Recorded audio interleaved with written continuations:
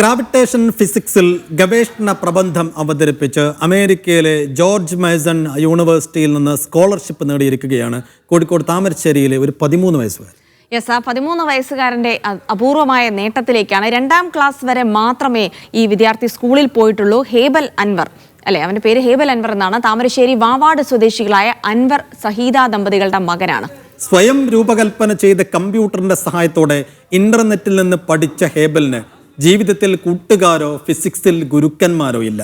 ഒരു സമയത്ത് മാതാപിതാക്കൾ പഠന വൈകല്യവും ബുദ്ധിക്കുറവും സംശയിച്ച് സ്പെഷ്യൽ എഡ്യൂക്കേറ്ററെയും മനഃശാസ്ത്ര വിദഗ്ധരെയും കാണിച്ചിരുന്ന ഹേബൽ സ്വയം വെട്ടിയ വഴികളിലൂടെ നടന്ന് 10 ലക്ഷം രൂപ സ്കോളർഷിപ്പ് നേടി.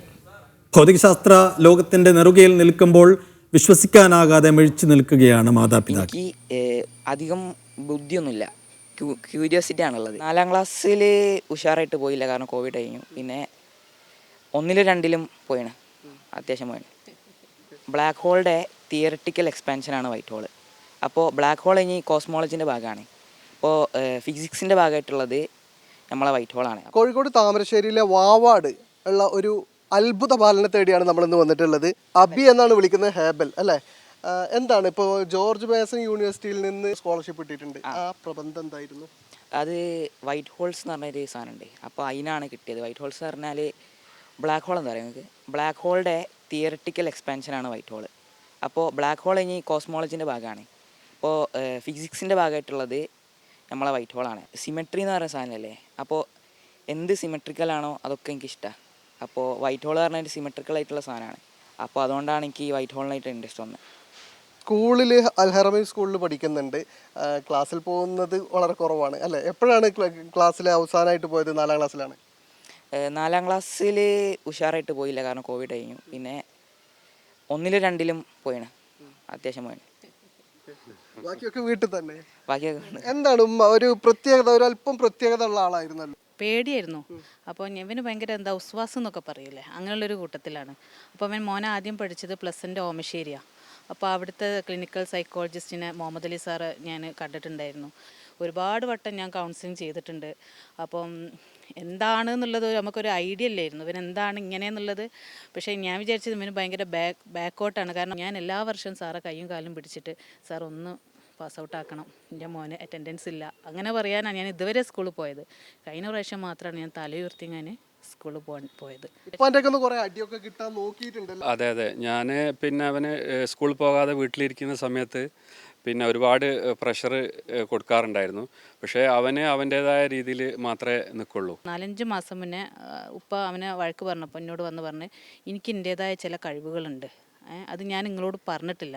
അപ്പം ഞാൻ ഉപ്പനോട് പറഞ്ഞു മോനിങ്ങനെ പറഞ്ഞിട്ടുണ്ട്. അപ്പം എന്നോട് അതൊക്കെ വെറുതെ പറയാണ്, അങ്ങനെ ഒരു സംഭവമേ ഓനില്ല എന്ന് പറഞ്ഞതാണ്. പിന്നെ ഇപ്പോൾ അത് അടുത്ത കാലത്താണ്, അതായത് ഇപ്പോൾ ഒരു മാസം മുന്നേ ആണ് ഞങ്ങൾ ഇതേപോലെ ഇവിടെ ഒന്ന് പുറത്ത് പോകാൻ നിൽക്കുമ്പോൾ എന്നോട് പറഞ്ഞു എനിക്കിന്ന് ഇങ്ങനെ ഒരു വീഡിയോ കോൾ വഴി ഒരു ഇൻ്റർവ്യൂ ഉണ്ട്, ഞാൻ യൂണിവേഴ്സിറ്റിയിൽ നിന്ന് ഇന്ത്യൻ്റെ റീജിയണൽ ഹെഡുമായിട്ടാണെന്ന് പറഞ്ഞു. എന്നിട്ടും ഞങ്ങൾ മോൻ്റെ കൂടെ ഇരുന്നിട്ടില്ല. ഞങ്ങൾ വിചാരിച്ചത് വെറുതെ പറയാം. ഈ ഇൻ്റർവ്യൂ അറ്റൻഡ് ചെയ്തതെന്ന് പറഞ്ഞാൽ ഞങ്ങൾ പോവുകയാണ് ചെയ്തത്. ആ ഇൻ്റർവ്യൂ അറ്റൻഡ് ചെയ്ത് പിന്നെ ഞങ്ങൾ പുറത്തുള്ള സമയത്ത് മോൻ വിളിച്ചു, അമ്മ ഓരിങ്ങനെ സെലക്ട് ചെയ്തിട്ടുണ്ട്, എനിക്കിങ്ങനെ ഗ്രാൻഡ് അനുവദിച്ചിട്ടുണ്ടെന്ന് പറഞ്ഞ് വിളിച്ചു. ഹേബലെ, എങ്ങനെയാണ് ഈ ഒരു സംഗതിയിലേക്കൊക്കെ എത്തുന്നത്? അതായത് ഇപ്പം നമ്മൾ അങ്ങനെ ഉമ്മാക്കും ഉപ്പാക്കും പോലും വിശ്വാസം ഉണ്ടായിരുന്നില്ല, അവസാനം നീ അത് നേടി. അപ്പോൾ ഇപ്പോഴും നിന്റെ വഴിയിൽ നീ ഇങ്ങനെ കാലെടുത്ത് വെച്ചിട്ടേ ഉള്ളൂ, ഇനി ഒരുപാട് ദൂരം പോകാണ്ടെന്ന് തോന്നുന്നുണ്ടോ? കുറേ ദൂരം പോകാണ്ട്. കാരണം പഠിക്കുന്നതിൽ ഏറ്റവും വലിയ കുഴപ്പമെന്ന് പറഞ്ഞാൽ ഫിസിക്സ് വലിയതായിട്ട് വളർന്നു വന്ന്. അപ്പോൾ നമുക്ക് ചെറിയ കാര്യങ്ങളെ പഠിക്കാൻ പറ്റുള്ളൂ, ഓരോ ആൾക്കും ഓരോ ഫീൽഡാണ് ഉണ്ടാവുക. അപ്പോൾ എൻ്റെ ഫീൽഡ് പറഞ്ഞാൽ ഗ്രാവിറ്റേഷൻ ഫിസിക്സാണ്. ഒബ്സർവേറ്ററിയാണ്, നമുക്ക് നമ്മളെല്ലായിടത്തും ഉണ്ട് ഗ്രാവിറ്റേഷൻ ഫിസിക്സ് പറഞ്ഞാൽ. അപ്പോൾ നമുക്ക് അറിയാൻ പറ്റും. 9ാം ക്ലാസ് പഠിപ്പിക്കുന്ന പറഞ്ഞാൽ ലൈറ്റ് ഒരിക്കലും ബെൻഡാവില്ല എന്നാണ്. പക്ഷേങ്കിൽ ഐൻസ്റ്റൈൻ പറഞ്ഞിട്ട് നമുക്ക് മനസ്സിലായിട്ടുണ്ട് ലൈറ്റ് ബെൻഡാവും. അപ്പോൾ അങ്ങനെയാണ് ഞാനതിനെക്കുറിച്ച് അറിയുന്നത്. ഇപ്പോൾ യൂണിഫൈഡ് ഫീൽഡ് തിയറി പറഞ്ഞാൽ ഫിസിക്സിൽ 4 ഫോഴ്സസ് ഉണ്ട്: electro magnetism, strong nuclear force, weak nuclear force, gravitational force. അപ്പോൾ ഈ 4 യൂണിഫൈ ചെയ്യാനാണ് ഇപ്പോൾ ഫിസിക്സിലെ ഏറ്റവും വലിയ പ്രോബ്ലം. അപ്പോൾ ഞാൻ ഉണ്ടാക്കുന്നത് ഒരു ടെൻസർ എന്ന് പറഞ്ഞ സാധനമുണ്ട്. അത് നമ്മളൊരു മാത്തമാറ്റിക്കൽ ടൂളാണ്. അത് ഉപയോഗിച്ചാൽ നമുക്ക് ഗ്രാവിറ്റി ആയിട്ട് ഈസി ആയിട്ട് ബ്ലെൻഡ് ചെയ്യാം ബാക്കിയുള്ള 3 ഫോഴ്സസ്. ഇവൻ പറയുന്നതൊക്കെ മനസ്സിലാവുന്നുണ്ടോ? പെങ്ങളാണല്ലോ അല്ലേ? എത്ര +1 പറയുന്നതൊക്കെ മനസ്സിലാവുന്നുണ്ടായിരുന്നോ? ഇല്ല, ഒരു അന്തവും ഇല്ല. ഏറ്റവും അവസാനം ഞാൻ അറിഞ്ഞു. അറിഞ്ഞത് ആണോ? രണ്ടുപേരാണല്ലോ ഉള്ളത്. അപ്പോൾ നിന്റെ ബെസ്റ്റ് ഫ്രണ്ട് ആവേണ്ടത് ഇവനാണ്. അങ്ങനെയാണോ ശരിക്കും? അല്ല, ഓൻ്റെ ലോകം എനിക്ക് എൻ്റെ ലോകം കാണലേ ഇല്ല. ഫുൾ ഒറ്റയ്ക്കിരുന്ന് ഓൻ്റെ ഓരോ പരിപാടിയില്ല. ഇനിയിപ്പോ അബിയുടെ ചേച്ചിയാണ് ഞാനെന്ന് പറയേണ്ടി വരുമോ? പറയേണ്ടി വരും. മിക്കവാറും അങ്ങനെ ആയിരിക്കും. അതിൽ ഭയങ്കര സന്തോഷമുണ്ട്. ഓ അല്ലേ? ഉണ്ട്. ആദ്യം എന്തായാലും ഇവനിങ്ങനെ കമ്പനിക്കൊന്നും വരാത്തതുകൊണ്ട് വലിയ പ്രയാസമൊക്കെ ഉണ്ടായിരുന്നു. പക്ഷേ ഇപ്പോൾ അനിയൻ ഇത്രയും വലിയ ഒരു ജീനിയസ് അല്ലെങ്കിൽ അങ്ങനെ ഒരു നേട്ടത്തിലേക്കാണ് പോകുന്നതെന്ന് കേൾക്കുമ്പോൾ നല്ല സന്തോഷമുണ്ട്. നിറഞ്ഞ സന്തോഷത്തിലാണ്. ഇതുപോലെ സ്പെഷ്യാലിറ്റീസ് ഉള്ള ആളുകളൊക്കെ വേറെയും ഉണ്ടാവും ചിലപ്പോൾ, അല്ലേ? ആ ആളുകളോടൊക്കെ എന്താണ് അബിക്ക് പറയാനുള്ളത്? പ്രത്യേകിച്ചൊന്നും പറയാനില്ല. പക്ഷേ ഏറ്റവും മെയിനായിട്ടുള്ള സംഭവം ഫോക്കസ് ഒരിക്കലും ലൂസ് ചെയ്യരുത്. അപ്പോൾ ഞാൻ എൻ്റെ പേപ്പറിലൊരു 5 ആഴ്ച വർക്ക് ചെയ്തിട്ടുണ്ടാവും. അപ്പോൾ ഈ വർക്ക് ചെയ്ത 5 ആഴ്ചയിൽ ഞാൻ കുറേ വട്ടം നിർത്താൻ നോക്കിയിരുന്നു. കാരണം ഭയങ്കര ടഫായി. അപ്പോൾ ഒരിക്കലും നിർത്തരുത്. നിർത്തിയാലാണ് പിന്നെ ആരും അറിയാണ്ട് പോവുക. എന്തായാലും അബി ഭാവി കേരളത്തിനും ഇന്ത്യക്കും ഒക്കെ വലിയ മുതൽക്കൂട്ടാവും എന്നാണ് ഇപ്പോൾ നമ്മൾ മനസ്സിലാക്കുന്നത്. ക്യാമറ പേഴ്സൺ മുഷ്താഖിനൊപ്പം ടി അനീസ് അലി, മീഡിയ 1 കോഴിക്കോട്.